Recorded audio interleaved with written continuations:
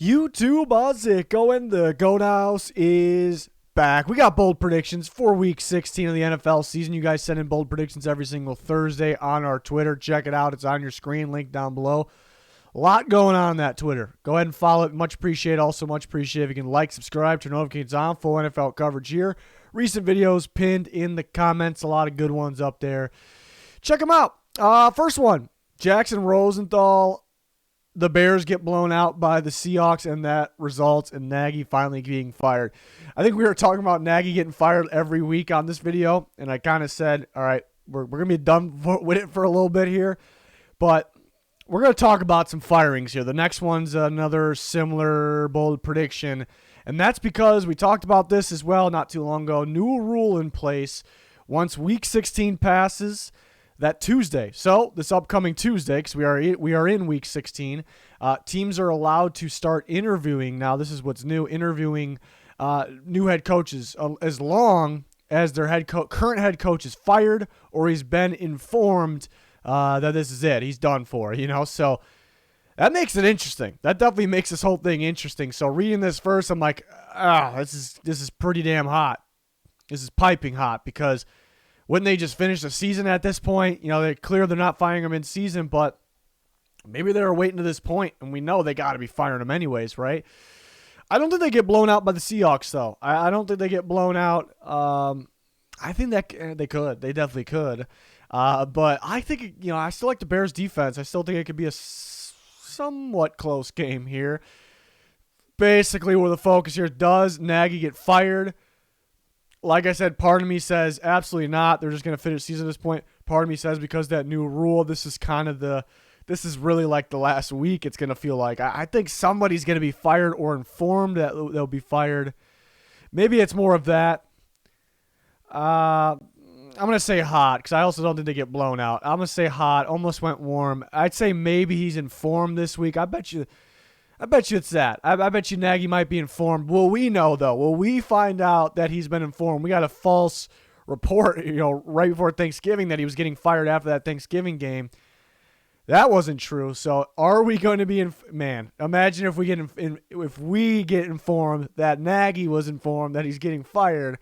I don't think we would believe it. I don't think anyone else would believe it. So I don't know. Something to look out for. Coaching firings, Black Tuesday, maybe we'll call it, because that's the day, or maybe it'd be Monday, so they're getting ready for Tuesday. But Lunatico, I probably said that wrong. I apologize. Bunch of coaches get fired after their wins and losses. So yeah, I don't know about a bunch. I think there's got to be somebody that gets fired, and then there's got to be, maybe we'll say this, there's got to be at least one guy that is informed that he'll be fired, so teams can start to interview coaches.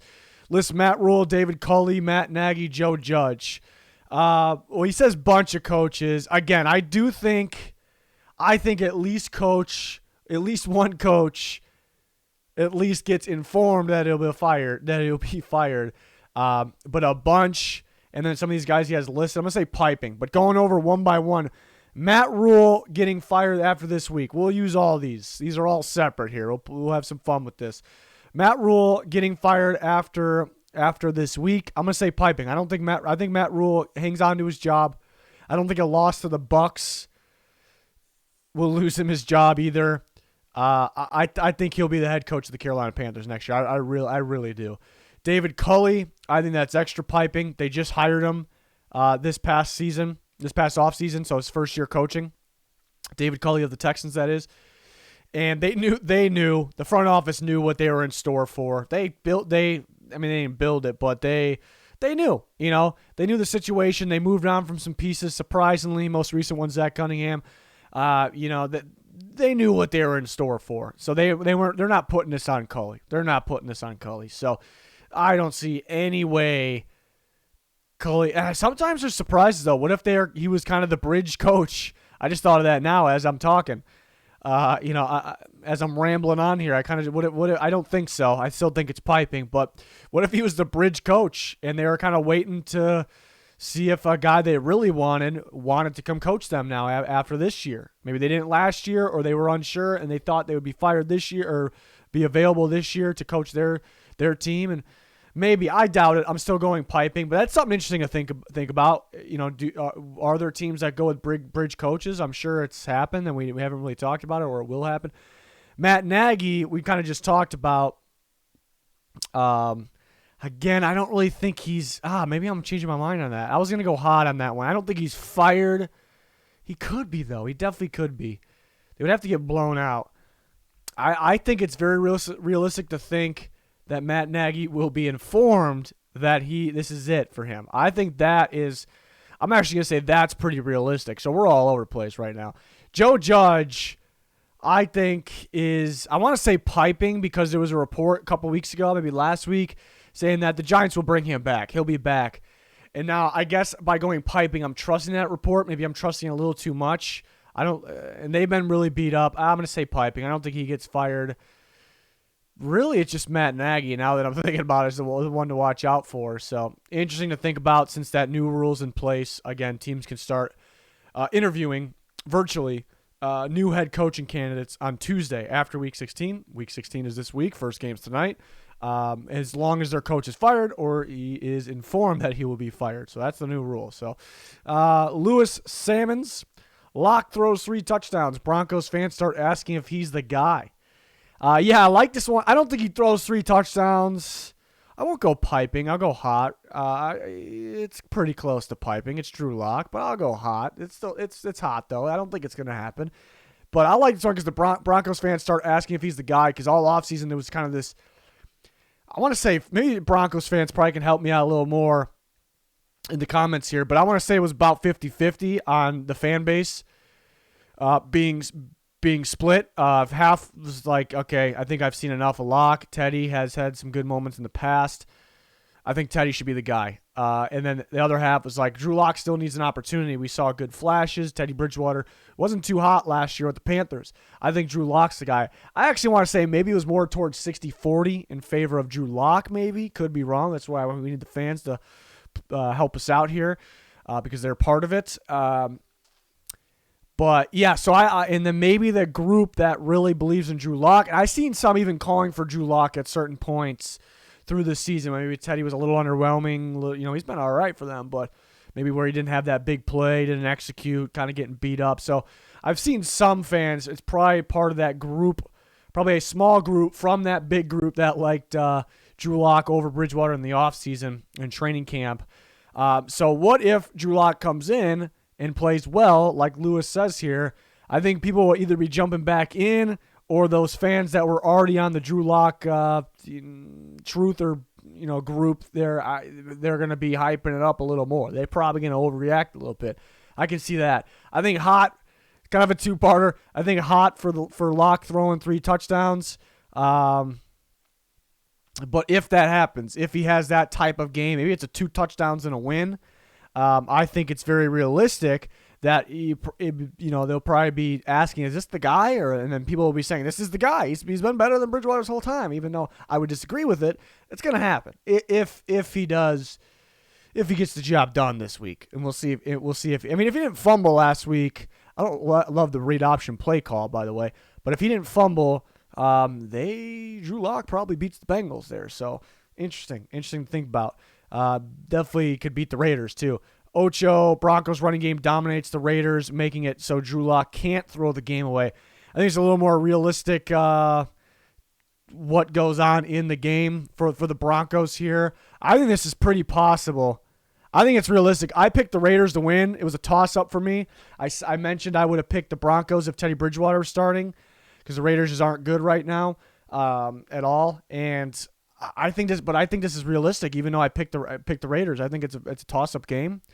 I always argue kind of both sides for a lot of the games, unless it's one we expect to be a free pick right there, a free win. But in my argument for the Broncos, you can run on the Raiders. You can definitely run the Raiders. I think the Browns did a little too late with Nick Chubb there, and I think with Javonte Williams and Melvin Gordon, I think the Broncos can run all over the Raiders. And let's say they start the game. They start the game, pound the football, drain the clock. We've seen them have those types of drives. Those are deadly drives. And they go and score, and then maybe they get a stop, or their very talented defense gets a pick. Surtain maybe gets another pick 6. Justin Simmons gets his hands on the ball. then it's going to feel like the Broncos are going to win this game just off pounding the football and playing good defense. Or it could start with that pick or that pick six, whatever it may be, a strip sack, and then they pound the football down the field and score off that. It's really going to sway in the Broncos' favor in this type of fashion. So I think that's pretty realistic. And that would put it at a point where Drew Lock can't possibly, and he still could. Honestly, he still could. What was it, the Chargers game? The Broncos were completely outplaying them. Teddy goes down. Drew Lock comes in. They kind of just needed him to be a game manager at that point, and he threw a terrible pass, and hey, there you go. Chargers right back in the game. So Drew Lock's still very capable of just throwing it away anyway. So we'll see. It's an interesting one. Next up, Isaac, Rams-Vikings game is decided by a Stafford game-winning drive. Oh, this is happening, folks. It's the Vikings we're talking about here. It always comes down to the last drive for the most part. And they're not too good at making the stop there. I think it's happening. Maybe I should have went realistic because there is a definitely now Dalvin Cook. It sounds like he'll be out. There's definitely a scenario where the Rams just outplay the Vikings straight up, like maybe beat them up quite a bit by a bit. I don't know. I'm not planning on that, but there is a realistic scenario with the Rams. It's just like, all right, the Vikings are playing keep up. It's gonna take a lot maybe for them to win, even though they're staying within the game, but they're playing keep up. I do think that's possible too, but I can just see this. It's just what's happened pretty much all year. The Bears did score on the last drive against the Vikings. The game was over anyway, so that was kind of the most comfortable they've been is this past game, prime time. Or oddly enough, the Chargers game, Vikings-Chargers, oddly enough, that was one of the more comfortable ones for the Vikings. So we'll see. They're used to playing Stafford, when he was with the Lions and beating them up, but now he's with the Rams. Better team, better coaching staff, looking like an MVP. Somebody's going to overreact from that. I'm not saying the MVP, but looking in that category, it's a little different. But we'll see. So the storylines there. Next up, from Jake, Ian Book gets the Saints a W in his first start in primetime. Already better than Kirk Cousins in primetime games. I like that. Yeah, Ian Book going to get the start Monday night for the Saints there because Taysom Hill and Trevor Siemian on the COVID list there. Unfortunate. It's interesting. This is an interesting talking point here with Ian Book coming in because Ian Book, first game starting is a primetime game, Monday Night Football game. That's kind of tough as it is for a fourth-round rookie first start, but main one here, playing the Dolphins. Very good defense. I don't know where you would rank the Dolphins in terms of your defenses. They're towards the top, but I'll tell you what, they are the best blitzing defense in football. I don't know if that's debatable. Yeah, the Bucs are pretty good. Ravens and Steelers usually up there, but this year I think it's the Dolphins mainly at the top. Where do young quarterbacks, not even just rookies, maybe second year, third year guys struggle most? Where do they struggle with most? Blitzes. Teams blitz more against those types of quarterbacks. They just do it, and they don't really know how to read it coming. They don't see it coming. They don't know how to change protections, and they don't know how to escape it either. So just the thought of that, Ian Book's first game, prime time, going against the best blitz defense, and it's just a talented playmaking defense in general. Sounds like disaster, but I honestly could argue against that too. The biggest problem would be, reading it pre-snap, changing the adjustments, and escaping it. But why was Ian Book, you may say, Ian Book at Notre Dame, sure, pretty talented for a college quarterback. He really couldn't make that big play downfield. He didn't really have that arm talent downfield. So you say, how is he drafted in the fourth round? Well, I'll tell you how. The guy's got ridiculous awareness. Literally, if you didn't watch Ian Book in college, when you talk about sometimes quarterbacks have eyes in the back of their heads, it's Ian Book. That's if you typed it in on Google, Ian Book would probably come up because it's weird how good he is in terms of his awareness, pocket awareness, and his escapability is actually really, really good. Now you bring it into the NFL, and that's why maybe he'll have success. Maybe it's better than somebody else. Taysom Hill in there, probably not, but maybe, and he's going to definitely be more accurate as a passer than Taysom Hill. So that would be the argument why, hey, this might be a good thing. He might be able to pull off the win. And if he did, he'd probably feel like he's better than Kirk in prime. Well, Kirk actually just won back-to-back games prime time, but he only threw for 87 yards last time. So it does feel like Kirk Cousins is definitely worse in prime time for some reason. It's very strange. But I'm kind of going back to that first part. It's just an NFL-level blitz. It's a different type of blitz. The top-tier athletes getting after Ian Book, and he'll escape some. And again, Well, I'm curious to see, if the awareness stands out again, because at Notre Dame, like this guy is crazy awareness in the pocket there, and I'm sure he'll make some big time plays. But that's what I'm looking forward to see. I'm an Ian Book fan. I wasn't like super high on him. I'm a Notre Dame fan, so I'll be rooting for Ian Book. But likable guy, But yeah, so back to the take. Ian Book gets the Saints W in his first start in prime time. So that's all really has to happen. He doesn't have to play well. I picked the Dolphins even with Taysom Hill at quarterback. I'm still picking the Dolphins, but I think it's realistic. I think it's possible the Saints defense and Ian Book maybe does enough. Maybe he makes some accurate passes. He escapes some pressure. Maybe he'll get hit a lot. Maybe he'll get sacked a lot. Maybe he'll fumble one of those. He's not like a fumbler or anything, but maybe he'll make that extra play while the defense makes all these plays because Tua could be careless with the ball sometimes. I think it's realistic. So all he has to do is win. The Saints just have to win here. And then people will probably be talking about, man, he's already a better primetime quarterback, Kirk Cousins. I think it's possible. I think it's all possible here. So I thought that was a funny one. It's an interesting one. How will Ian Book be? It's definitely an interesting talking point here. Last one, Daniel Blackwood. I usually don't like the injury ones. I don't know if people usually have injury ones, but I actually have a take on this. Julio actually finishes a game without pulling his hammy. He's been pulling his hamstring like crazy. That goes back to, I was going to say last year, but I think the year before as well. But hamstrings there's something else. There's something else. I don't think they should play him in this game because he sat out for a bit, was on IR, came back last week. He tweaks his hamstring again, and he's out for the rest of the game. But then he practices this week, and he's going to play. I really don't think he should play. I think I know they're trying to secure the division and a better seed, but if he continues to play, and he's going to play, so it's not like I'm debating on what's going to happen, but he's going to play tonight. But he's going to keep tweaking it. I think you'd save him for the playoffs. It's my take. And hamstrings suck. I actually have a hamstring injury too. I usually play like pickup football every Sunday with the boys before the games. And months ago, actually, I messed up my hamstring pretty good, and I keep trying to play on it. I just cannot do it. Like it's like I've had broken, and NFL players too. They break bones, and it's just like you can still perform at the same level. It just hurts like hell. It's just, can you deal with the pain? Most of these guys can. But the hamstring, it's just like you keep making it worse and worse, and you cannot perform at the same level. It's just a very annoying injury. So I don't think I'm turning to Julio, actually, except just nowhere near the talent and size.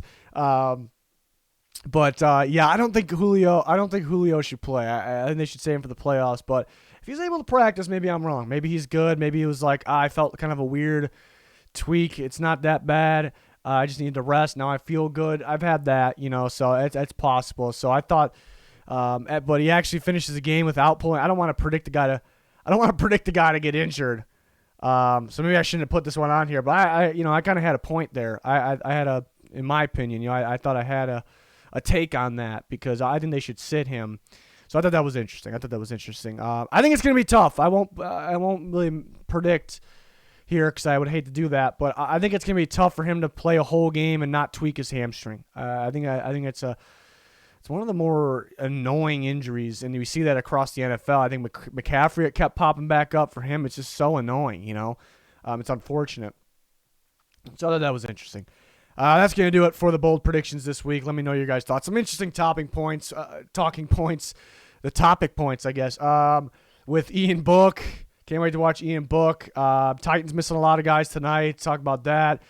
Drew Lock playing the Raiders. And, the coaching, the new rule with the coaching, is this the new week where you guys get fired? It's possible because the new rule on upcoming Tuesday here. So let me know your guys' thoughts. Like, subscribe, turn notifications on. That'd be much appreciated. It's going to do it. Thanks for watching. Goodbye.